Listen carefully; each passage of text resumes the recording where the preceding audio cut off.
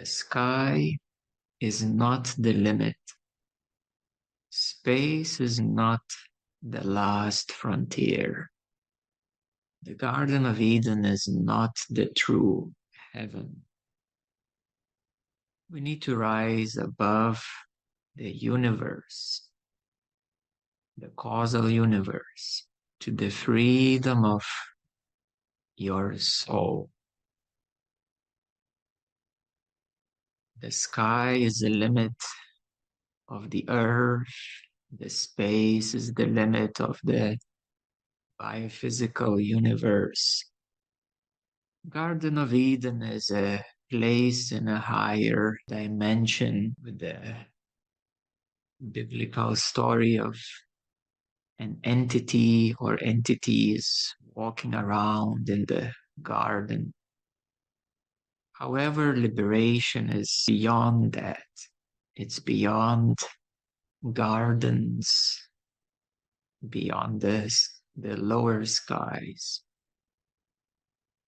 The true freedom is in the divine, which is beyond the causal universe, beyond the perishable creation. So what is moksha? Liberation. What is the true salvation that religions promise? If you are a faithful Christian, if you do good deeds, if you believe in Jesus, you will go to heaven, they say. They don't believe much in reincarnation. So pretty much, if you're a Christian, you either go to hell or heaven. But that heaven, what is that place? The Garden of Eden is a place where an entity called God was walking around. Well, that is interesting. So what kind of God, or the true God, is who is walking around in the garden?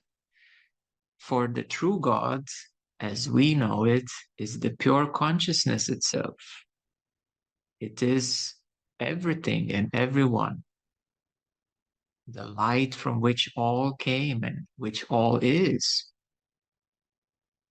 So therefore, that God which made a promise and expelled Adam and Eve is not the true God. It is a certain entity, a certain being or beings. There are many theories about it. And even the Garden of Eden was created. So it sounds more like a 5D place where beings were gathered together. And something wrong happened. And then a thicker skin was attached upon the soul into a denser biophysical body, or a physical body that people and animals inhabit these days. However, we should not aim at the Garden of Eden. Neither we should aim for the 5D.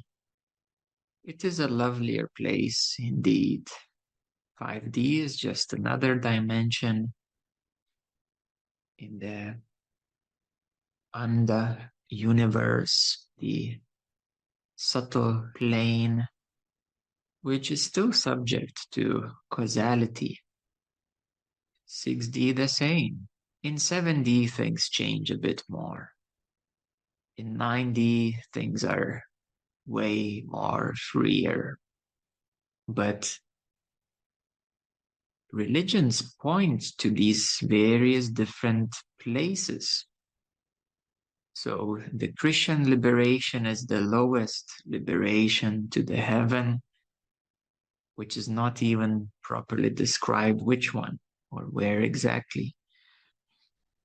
A similar story goes with Islam and the heaven of the Islam world. Gets more interesting in a Buddhist tradition and Hindu tradition. However, the true liberation is beyond this universe, first of all, to make it very simple. As long as you are subject to this universe, as long as there is karma attached to this universe in your soul, that is a bondage. For this universe is governed by laws, automated laws, the universal mind.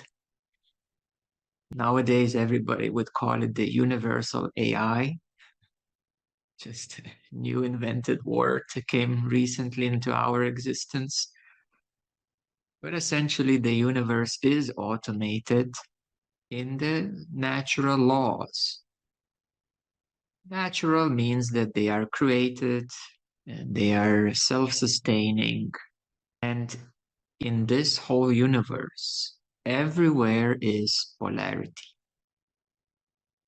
As we know, this universe is made by Father, Mother, God, and thus it is split into duality, polarity. It has a negative force and a positive force. And all the promises that if you do good deeds, you will go to heaven are within the boundaries, within the clear set boundaries that, okay, now from 3D, if you do this, you might go to 5D. But if you follow these laws, you will not be free. You might go to heaven, but not be free. You will not get liberated by following the laws of causality. So thus, transcendence is the word, going to the divine beyond the universe, which is no longer subject to the positive or negative, no longer accountable by the virtues and sins. So in a way, you don't have to worry too much, neither about the virtues nor the sins, because they only apply to the lower parts of the universe. Now, of course, I'm not saying that if you consciously do very bad things and harm many other people, that anytime soon you will get liberated. However, there are stories how certain sages became liberated, enlightened, even with the very heavy actions beforehand, such as being a cruel ruler, a cruel king who slayed another land, the people of the land, another country, and realized his wrong or hers wrong deeds and made the utmost effort to become free. And there are these stories that they became free. Now, how does the law of karma function in this way? That due to their hand, many people died, but due to the sincere effort of few years, they still became liberated. And those people who live their whole life being a good person get nowhere far. So these are the bewildering questions that have been asked for centuries. And many religions and Christian priests which say just trust in Jesus. He will save you. And when they have no other answer to give. So essentially, we need to understand that this universe is a creation governed by laws.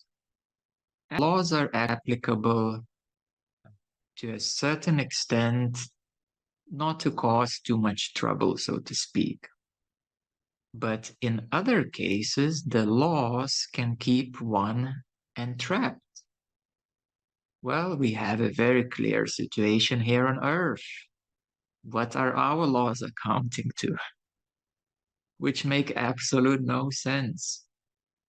And we still have to abide by them, even if they're most ridiculous, scientifically invalid, and complete hoaxes and money lobbying laws for the benefit of few.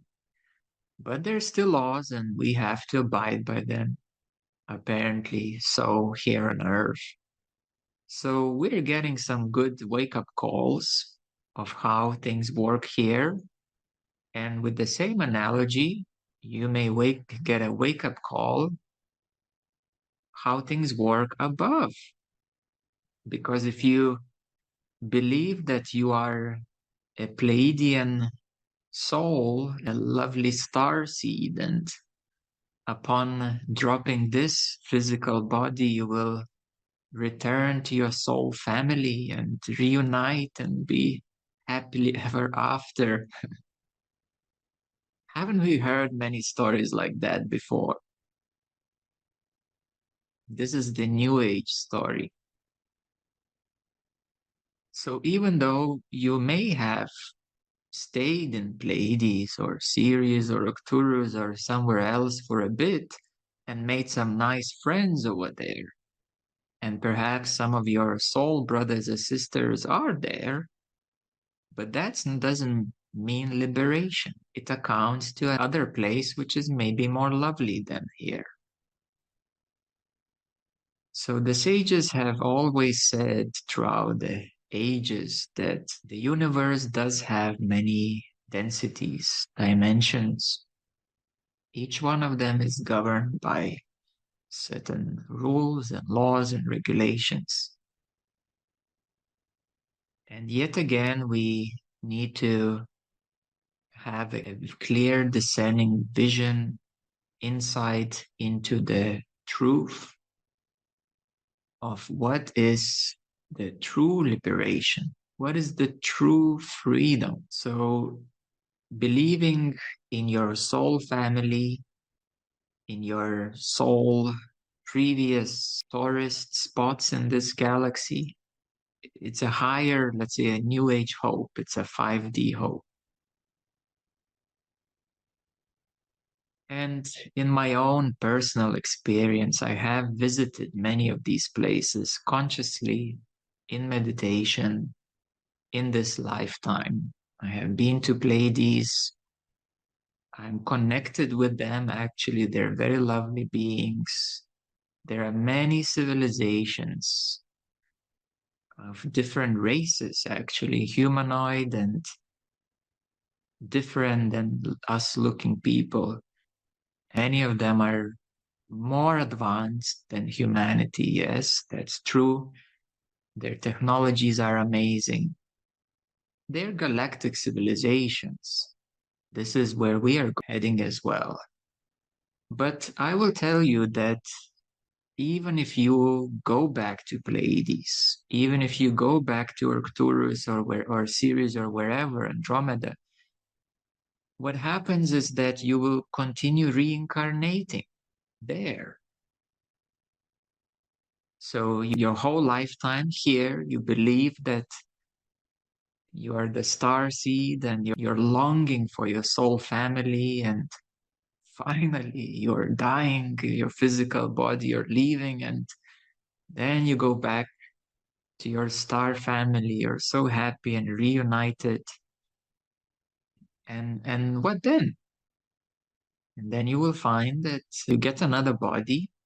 You live in that body. Okay, it lasts longer. Maybe you live there 700 years on average, even more if you want to. But let's say something happens and this body becomes damaged and that body dies and you reincarnate there again. And that's the same question that Pleiadians are asking.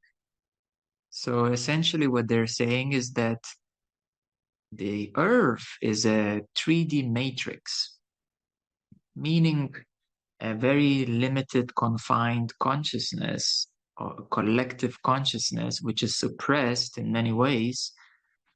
But even every planet, every star system, for example, in this case, Pleiades is also a matrix, is a 5D matrix. It's bigger, it's broader, it's more open, but it's still a matrix. The laws of causality, cause and effect, exist in 5D as well, 6D too, and 7D as well, and so on. So these are higher matrices which are bigger, broader, but due to the laws of cause and effect and the universal polarity of the male-female aspects or positive, negative aspects, and in all the ways they manifest, there are certain clear restrictions and limitations. And that's why the advanced souls are seeking for solution, which is liberation. So as we approach different religions and different spiritual traditions, we need to have a clear, discerning insight into their promise. The New Age promise is your soul, family. The Christian promise is heaven. Islamic promise is heaven too. Buddhists make no promises. They say you have to solve your karma. In one way, they still say you have to do a lot of good deeds to be virtuous. And thus, they have all the systems of monks and nuns restricting themselves in many ways, and so on and so on. But essentially, they point at least to something more real, as Buddha pointed to, the nirvana, which, in other words, is moksha or liberation. The Hindu promises are varying. It depends on tradition, on a yogic lineage. So if you have to investigate, you have to look at each of them and what is their ultimate goal. For some of them, it's about worshipping a deity, let's say Shiva or Kali or any other deities. They have 300,000 deities in the Hindu tradition. So that's very diverse. And some of the Hindu traditions, they do point to the goal of liberation, but yet again, we will look deeper into more concrete examples in the future meetings, and we will discern better which traditions again point to which places on the universal scale. So as the true liberation is beyond this universe. It is beyond the 5D, 6D, 7D, 9D, 10D. That's where you start entering the divine. The divine is at complete and true oneness of the source. The lowest divine is the complete manifestation of the source expression, which is absolutely perfect, which is imperishable, which has no atom of karma, no atom of ego in it. if you do carry that with you, then you will be drawn again into the lower planes.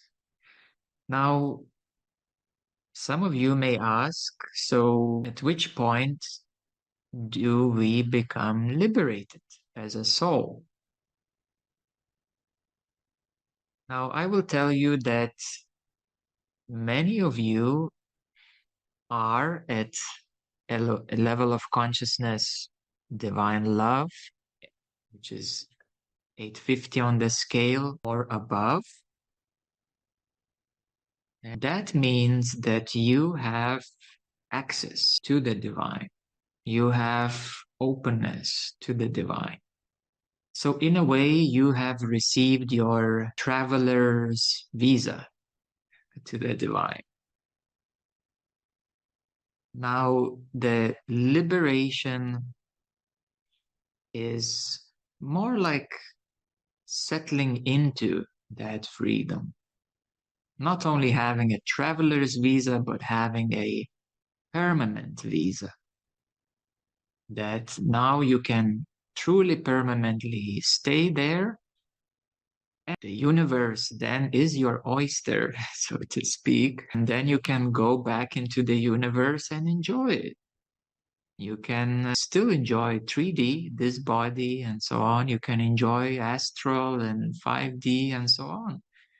Then it's up to you what you want to do.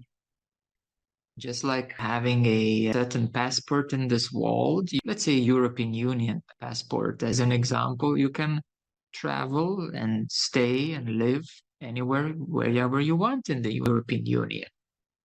So the same way, when you have a permanent residence in the divine, you can then do whatever you want, basically. You can go back into any other places and stay there, enjoy them, maybe finish up some business, whatever you still have left to do in this place or that place. And you can still go back to Pleiades and say hi to everyone, all your soul family, and hug everyone.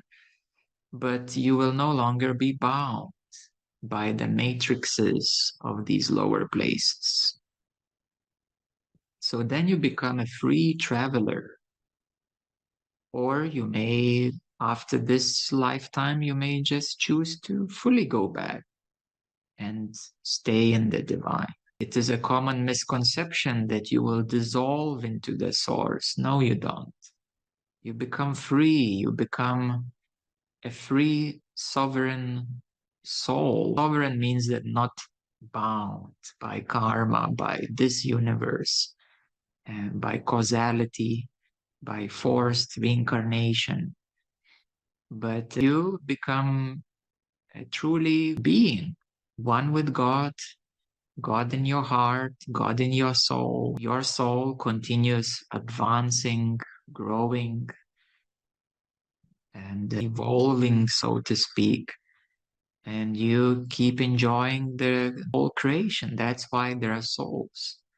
There are souls which are not free, and that's where the problem is. And there are those souls who are free, liberated souls.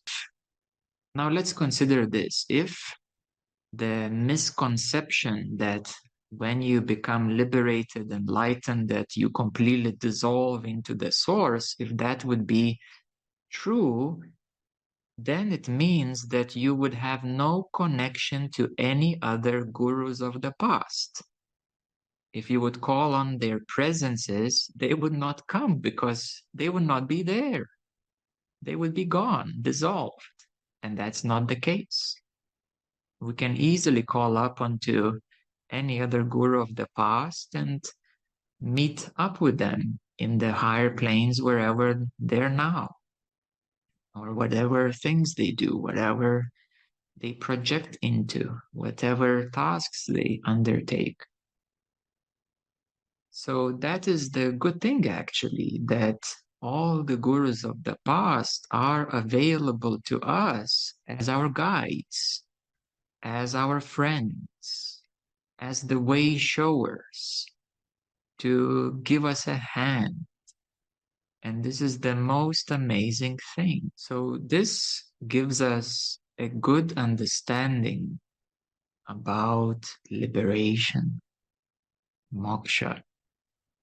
And if you are at divine love level of consciousness or above, not always it means that you are liberated. You have a visa, you can go there. Yes, you can meditate and go there. But some people have some involvement with lower planes still to carry on, and these things need to be resolved. But it doesn't mean that you will be forced into reincarnation and suffer again through all the troubles.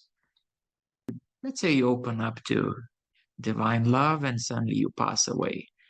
Most likely you won't come back here on earth. You will go somewhere else on a higher plane and just finish up some of the business, but very easily and smoothly and quickly. And you will still have access to the higher plane, divine plane and above, and just finish up whatever the universe was caused to you or by you.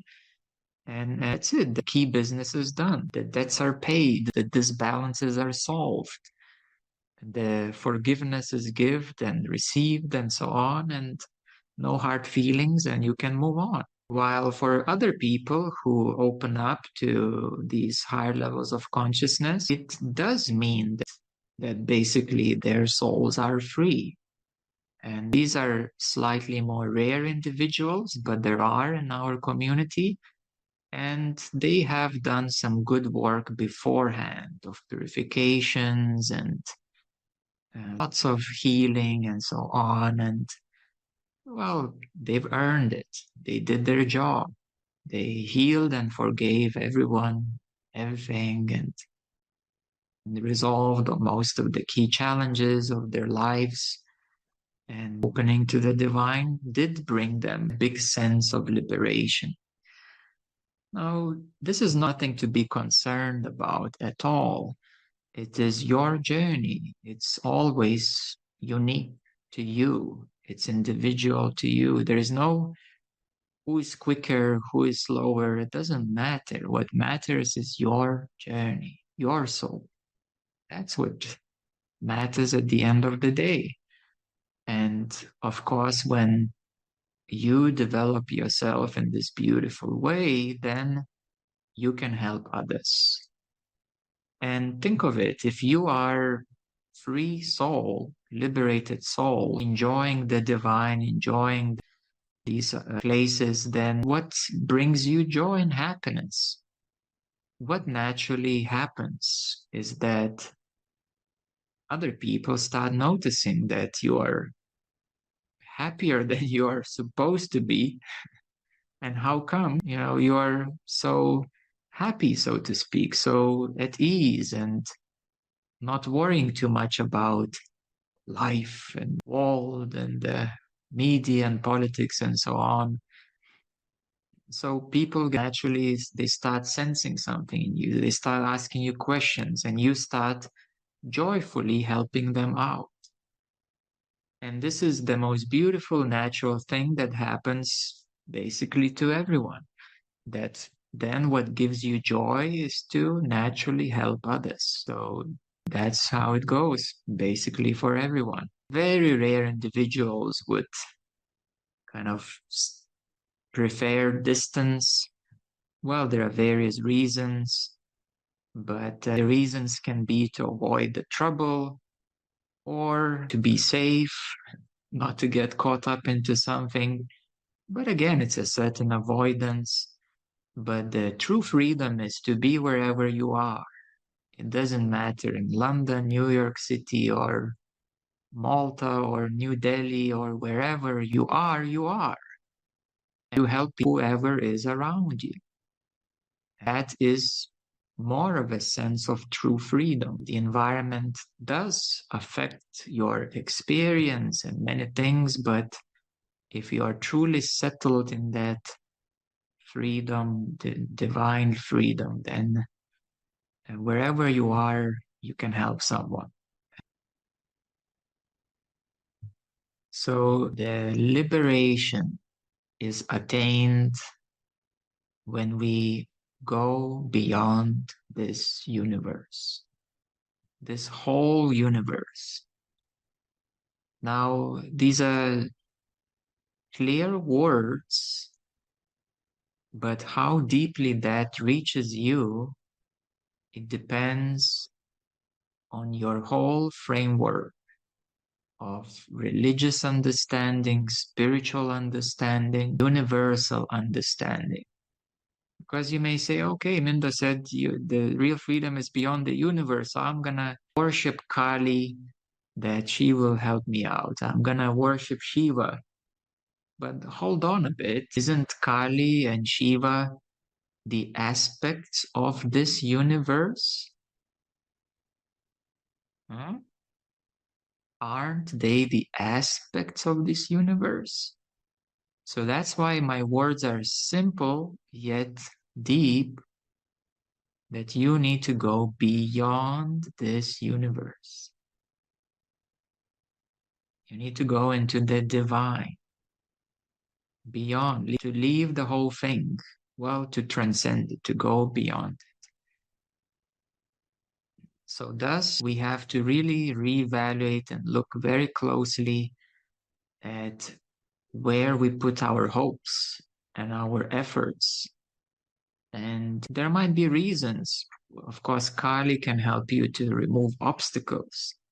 Shiva can help you to cut the cords and to destroy illusions and so on. But then you have to still clarify, what is your relationship with this being, that being? And if you are meditating with ascended masters, then what are you working on?